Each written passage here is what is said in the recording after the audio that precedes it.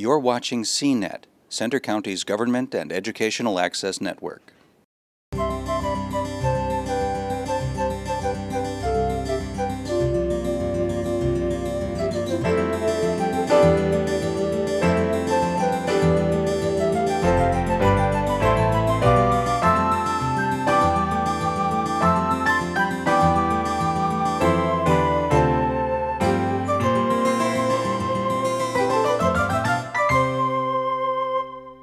Welcome to CNET Around the County. I'm Ann Danahy, and today we're joined by Robin Grabowski, Executive Director and founder of Center Wildlife Care.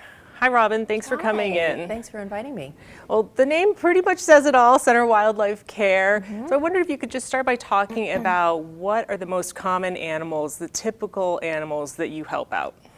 Well, we take in all species of wildlife, but clearly the most common animals are the most abundant that we get in, that because people are more likely to come in contact with bunnies and squirrels and ducks with construction and landscaping, and mama duck gets hit by a car and then they gather up the baby ducks, baby birds where the trees are cut down. So in the spring and summer, we call that baby season. That is our busy season because people are out doing things, creating orphan babies. And of course, it's not intentional.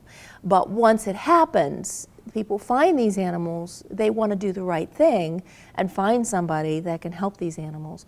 But it is illegal to possess them, so you have to have a permit from the Game Commission for Mammals and Birds, from the Fish and Wildlife Service for birds, and for reptiles and amphibians from the Fish and Boat Commission. And we have all of those permits to rehabilitate. And you're the only organization in the area in central Pennsylvania that has those permits. So if I find an abandoned, injured animal, then you're probably my only choice? Yes. Yeah, Center Wildlife Care is. Yeah, it didn't start out that way. When I first started rehabilitating wildlife 30 years ago, there were 10 other rehabilitators in central PA. They have since retired or passed away or moved. And so there is nobody else in central PA. I would love to get more people licensed.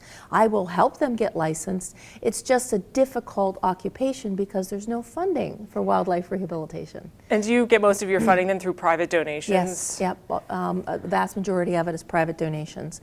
If we get grants, it's small grants like $1,000 or $500 here and there, less than 5% of our budget. And talk a little bit about how things have changed over the years. It sounds like you've grown a lot, maybe in part because there aren't other rehabilitators available. Yes, that's certainly part of it. But also being in State College, that has helped us. And next to Penn State University, because we have resources available to us from the university, mainly in the form of students and interns. And God bless them, they've got the energy. And so we get wonderful students, and of course the residents in State College, they help out also, and they help provide continuity through the holidays when the students go home for the holidays. But these kids that come and volunteer, they're pre-vet students, they're wildlife and fishery science students, they go on to be veterinarians, to work for the Fish and Boat Commission or the Game Commission, or go on to get their PhD. Their experience at Center Wildlife Care helps further their career. So it's nice to see these kids go on to bigger and better things. It's wonderful. And how many volunteers do you typically have? At any one time, we will have 50 volunteers. Okay, so quite a few, because you have quite a few animals. How many animals do you have in a given month or year? Well, it depends. We can get, the last few years, we've been getting between 1,200 and 1,600 animals a year. Everything from bunnies to bald eagles. But in the summertime, we'll literally have hundreds of animals in-house in the form of orphan babies. And we get baby everything. Bunnies, squirrels, raccoons, fawns, hawks, owls, sometimes baby turtles. And so we get all kinds of things that we rehabilitate and release them back out into the wild. And that's our primary goal. Our secondary mission and purpose is if we have non-releasable handicapped animals, we use them for educational outreach, or we place them with other facilities for educational outreach. And what is the idea behind educational outreach? Are you trying to let people know, hey, these are things you can do to prevent these situations from arising, or here's what you should do when you do find an animal? Yes and yes. And just to learn a little bit about the animal, because sometimes some of these animals are scary and people don't understand them, and it provides a little bit of natural history so that they understand them a little bit better, they're not so scary, and they will tolerate their existence in the neighborhood. Do you have any favorite animals? Animals you're partial to? Oh, I have a lot of favorites. It's hard to really say. One of my favorites are skunks. Skunks, really? Okay, Yeah. why? Because they're so unique, but they're also very beneficial for the environment. People don't realize how beneficial they are. They are great mousers, and so they're great for rodent control and insect control. They eat a lot of insects. That's why they have those long toenails, because that's what they do for a living. They dig. So they're actually really wonderful animals to have around in the neighborhood. The only issue is when you have dogs that scare them, and they only spray when they're scared. Interesting. And they don't have very good vision, is that right? Yeah, they don't have very good vision. So they have a very small home range, and they love residential areas. They live under decks and sheds because, and in residential areas, they're more likely to find food in the form of dog food, cat food, or garbage. Oh, okay. So they scavenge too. They're not dumb. If they can get a free meal, they're certainly going to do that too. Sure.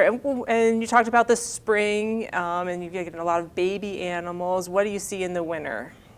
In the wintertime, we see mostly birds of prey. And so right now, we've gotten several eagles in that have been suffering from lead poisoning, 3 as a matter of fact, that we have in-house right now. Another one that was grounded for some reason. We're not sure exactly what was wrong with that bird, other than she was anemic, and she just needed to gain some weight and, recover from that. So we mainly get birds of prey in everything from screech owls and great horned owls and red-tailed hawks and vultures and eagles that are either hit by a car or suffering from lead poisoning, or both. Because sometimes the lead poisoning makes them sick and they're more likely to get in trouble. Right. Is that more common now, lead poisoning, or has that just been an issue for years? Well, that's an interesting question. I think it's always been out there. We just didn't realize it until like in the last 10 years when the eagle population rebounded and we were finding them dead. We're like, hey, wait a second, what's going on here? So people started testing these animals.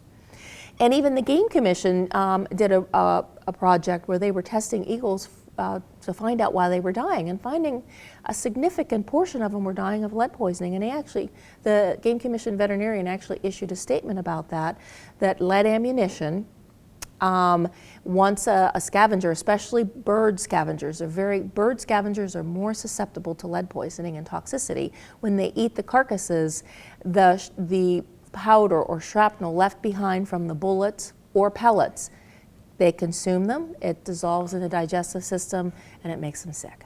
So an unintentional consequence, and there's a push, isn't there, to get hunters to use non-lead? Yes, yeah. And so, that's why we're doing as much educational outreach on this topic as possible, because there is an alternative. It's not only better for the environment and for our animals, and especially our bald eagles, it's better for the family. If you are bringing that meat home and feeding it to the family, it's safer for your family also. Okay, I'm just going to pause for a moment. Sorry. Are there particular animals that you work with that are important to you? They're all important to me. So that's hard for me to say that. Because a lot of people say, why don't you just specialize in endangered species or the important animals? Well, when people find baby squirrels, they're important to them.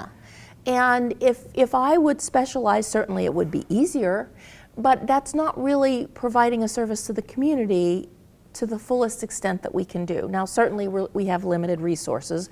We can't take everything from all over the state, but we do the best we can with the resources we have. But that also includes taking as many different types of species, and part of that is not only providing a service for those individual animals and the people that find them, but those people make donations that support the whole program.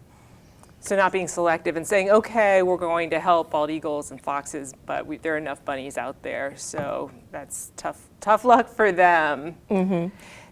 It's really hard to say that, you know. I mean, because if you're gonna provide a service to the community, it's really hard to say, oh, we'll take the nice animals, but not the plentiful animals. Because if you look at it, there's lots of dogs and cats, but there's services for them. And we have more overpopulation of them more than anything else. So how do you handle this if you're a person and you think there's an animal, you think it's maybe an abandoned baby or a sick adult animal? What am I supposed to do? How do I know if I should intervene or not, or give you a call? Well, give me a call, and because that's a lot of what we do is deal with phone calls to help determine whether or not a baby is orphaned or not. Like baby bunnies in the nest without a mother, that's normal. A fawn laying by itself, that's normal. A baby raccoon wandering during the daytime, that's abnormal. That's an orphan baby. So every situation is a little bit different depending on the species and the scenario. And so if people aren't sure, I ask them to give me a call and we'll try to sort it out. Sometimes we'll say, wait a day or two and see what happens. Put a trail cam out. If you think that Mama Bunny's not coming out, put a trail cam out.